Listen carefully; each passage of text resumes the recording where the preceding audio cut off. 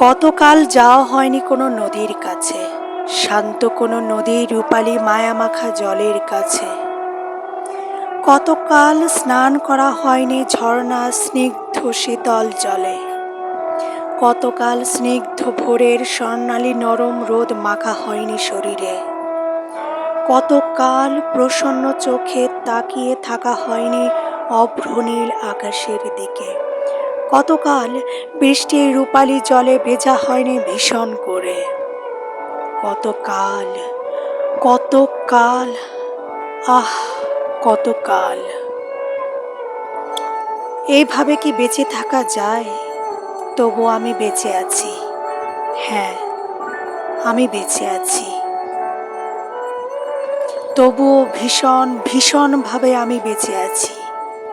এভাবেই বেঁচে আছি।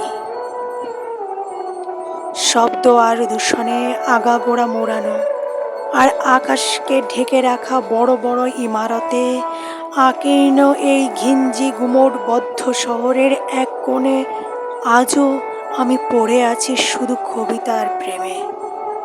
হ্যাঁ, শুধু কবিতার প্রেমে।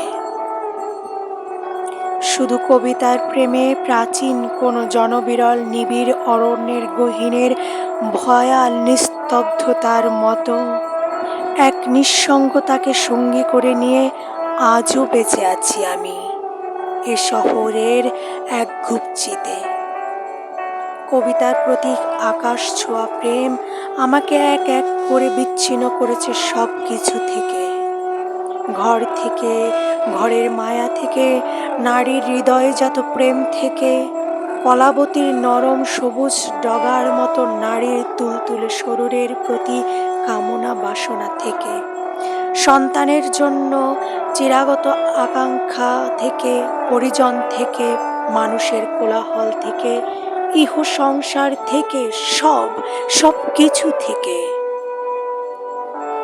শেষ পর্যন্ত কবিতার প্রতি অগাধ অগাধ প্রেম আমাকে পরিণত করেছে নিঃসঙ্গতা প্রিয় বেদনাচ্ছন্ন এক রহস্যময় মানুষে। অনেক অনেক মানুষের মাঝে থেকেও আমি নিঃসঙ্গ, একলা। নিঃসঙ্গতায় অবগাহন ছাড়া আমি কবিতা লিখতে পারি না।